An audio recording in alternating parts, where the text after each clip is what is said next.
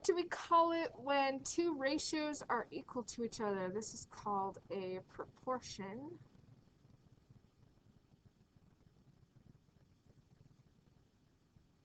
What property is shown in this graphic? So if we have AB equals C over D, then we can multiply the A and the D together and the C and the B together, and those will be equal. That is called the cross product property, or I usually just call it cross multiply. So cross multiply is what we're doing in this problem when we do 4 times 21 and 7 times x. So 4 times 21 and 7 times x. I'm just following that cross multiplication property, which gives me, I've got the problem written out right here, 7x equals 4 times 21, which is 84. And then to get rid of that 7 next to the x, we divide it from both sides. So divide 7 by 7, and that turns into 1x. Divide 84 by 7, and we get 12. So the answer to x is 12. So that 4/7 is equal to 12 over 21. That is a proportion with equal ratios that reduce to the same numbers. Here's a problem using what we were doing on the lab assignment. We used a mirror in class, but I encouraged you guys to find a sunny day and do this with shadows. So we're trying to find the height of this palm tree. Has a shadow length 26 feet, and at the same time, a man who is 5 feet tall has a shadow of 6.5 feet. So we can start by setting up that problem. I did it here with going x over 5 equals 26 over 6.5. And then I cross-multiplied and solved it that way. But if you want to, you can set up your ratios a different way and still get the same answer. So I'm just going to set this work aside a little bit and do it the other way. So the other way that you can set this up is instead of doing x over 5 and 26 over 65, you could actually do your fractions within each triangle as long as you correspond height to height and shadow to shadow. So instead of x over 5 and 26 over 6.5, I could just do x over 26. So I have both of the measurements in that same triangle equals 5 over 6.5. The funny thing is when I cross multiply, I get exactly the same problem I did doing it the other way. So 6.5x, forgot to write the x, equals 5 times 26, and 5 times 26 is 130. We divide both sides by 6.5, and we get 20. So the height of this tree is 20. So just wanted you to make sure you understood that it doesn't matter if you set up your fractions a different way than someone else. You should still be able to get the right answer as long as you correspond the two fractions correctly. Okay, number 15. When we cross multiply on number 15, we have to be very careful to multiply the 5 through everything. So the 5 has to multiply to the x, and the 5 has to multiply to the 5, so that it's like x times x plus 5, right, equals 1 times 15.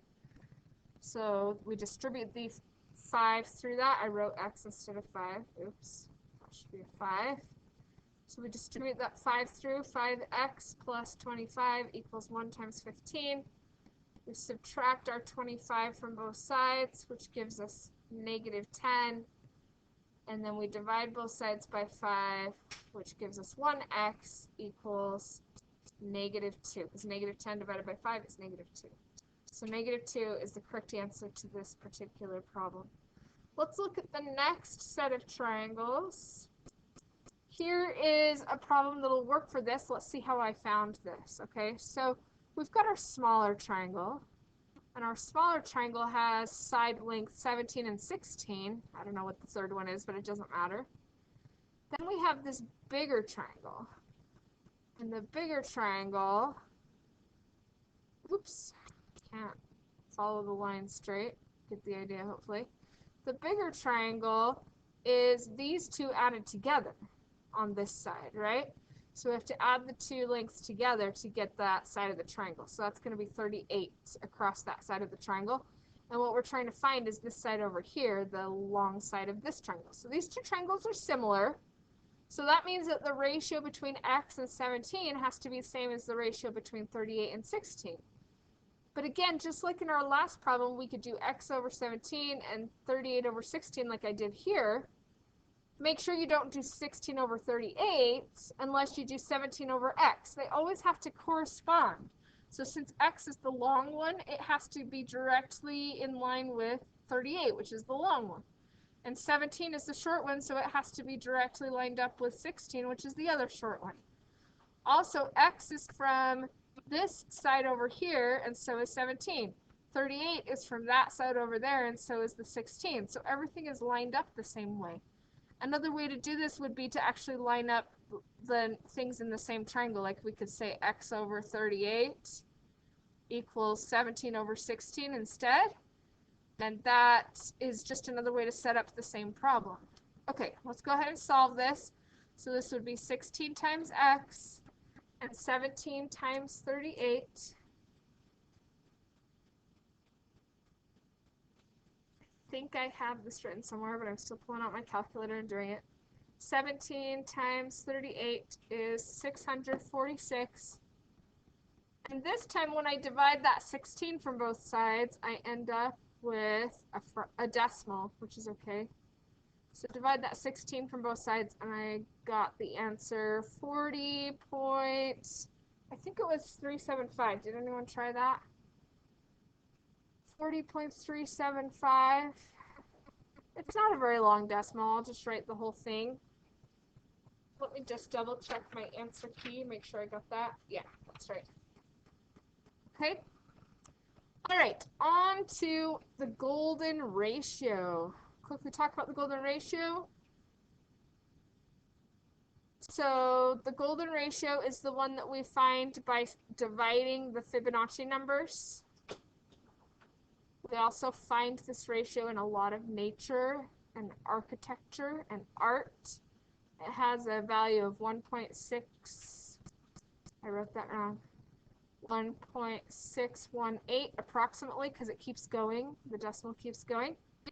What part of the famous painting Mona Lisa contains the golden rectangle? And the answer to that would be like her face. I mean, I guess there's also part of her body there, and it also fits, because the human body, it follows the ratios of the golden ratio, as you can discover if you do the body measurement activity. What famous buildings in the world contain the golden ratio? If you look at your notes that we did in the notes packet, we had some pictures of things. We've talked about the Parthenon. Some of the pictures in your notes include like the pyramids in Egypt. Also includes the Eiffel Tower in Paris. So various buildings around the world over the ages have been built using proportions of the golden rectangle. And then even things like storms can spiral in a pattern that creates ratios that are consistent with the golden ratio. So like a hurricane or a cyclone or a typhoon would have the ratios of the golden ratio. All right.